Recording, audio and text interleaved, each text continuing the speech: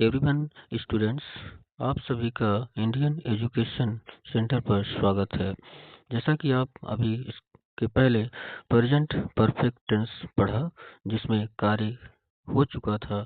अब अगला टेंस है प्रेजेंट परफेक्ट कॉन्टिन्यूअस टेंस की वो क्रियाएं जो कि पास्ट में शुरू हुई थी और अभी भी चल रही है, वर्तमान में निरंतर जारी होना दिखाई दे तो वह क्रिया प्रेजेंट परफेक्ट कॉन्टिन्यूअस टेंस की होती है।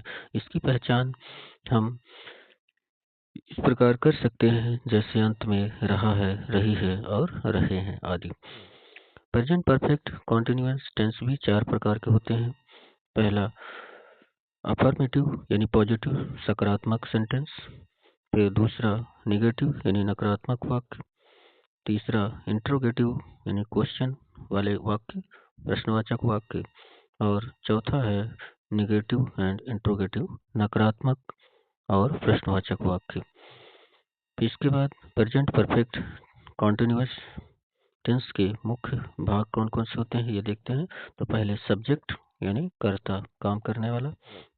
अब सब्जेक्ट में जैसे आई हो गया, we, you, they, he, she, it या किसी व्यक्ति का नाम, ये सब्जेक्ट यानी काम करने वाले होते हैं। फिर अगला आता है इसका स्ट्रक्चर कैसे बनता है, यानी सिंगुलर सब्जेक्ट पहले देख लेते हैं। तो सिंगुलर सब्जेक्ट यानी ही, सी, इट या नेम, जैसे रोहन, सोहन आदि, ये सिंगुलर सब्जेक्ट के अंतर्गत आते हैं। प्लूरल सब्जेक्ट जैसे आई, बी, यू, दे आदि।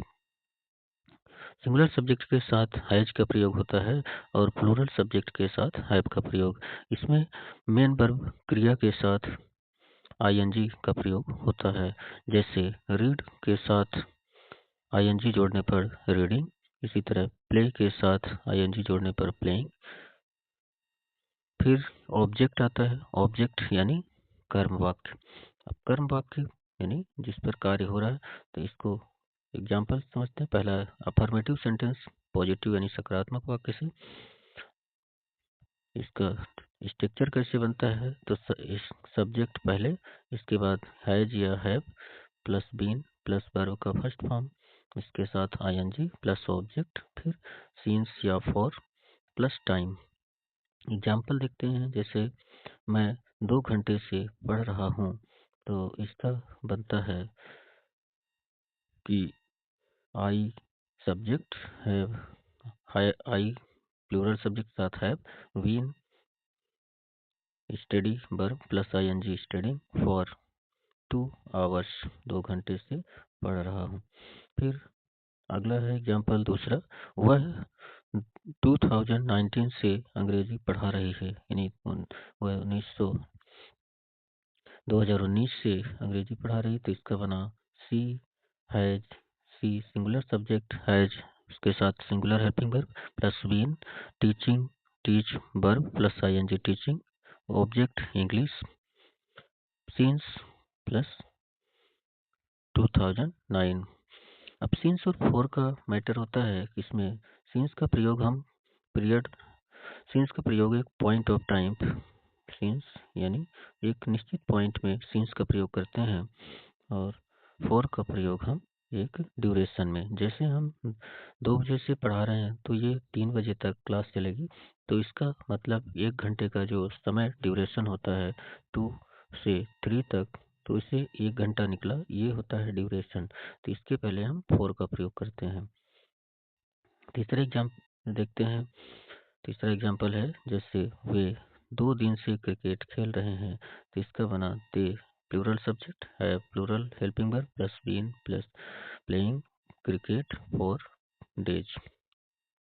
यहाँ पर 4 मिस्टेक हुआ है, 4 डेज। फिर अगला आता है चौथा एग्जाम्पल, वह इस ऑफिस में 5 साल से काम कर रहा है, तो इसका बना he has been working in this office for 5 years।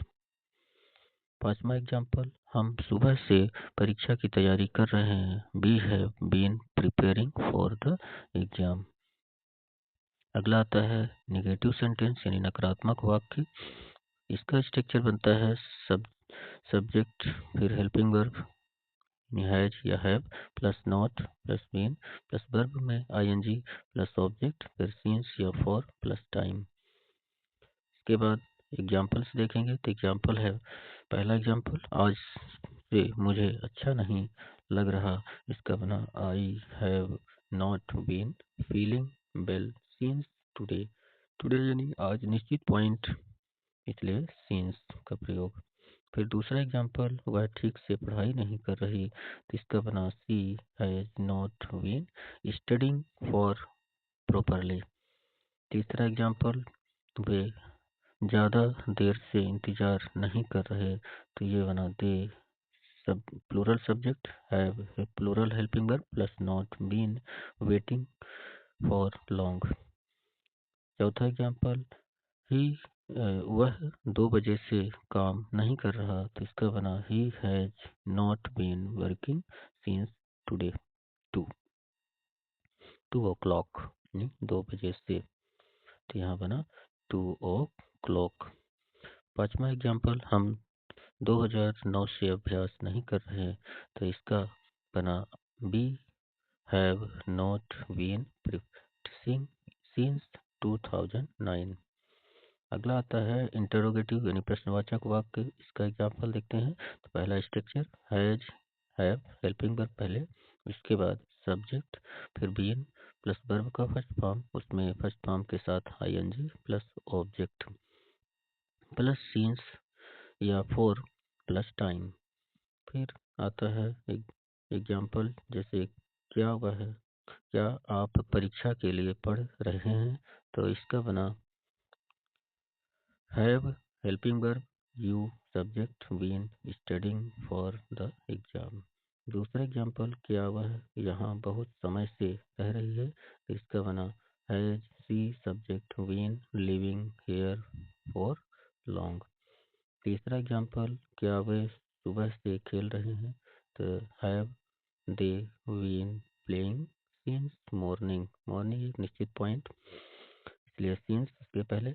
फिर चौथा एग्जाम्पल, क्या वह इस कंपनी में 4 सालों से काम कर रहा है। तो इसका बना has he been working in this company कितने साल से, 4 साल से। तो इसके पहले फॉर एक पीरियड ऑफ टाइम प्लस 4 4 साल ईयर्स।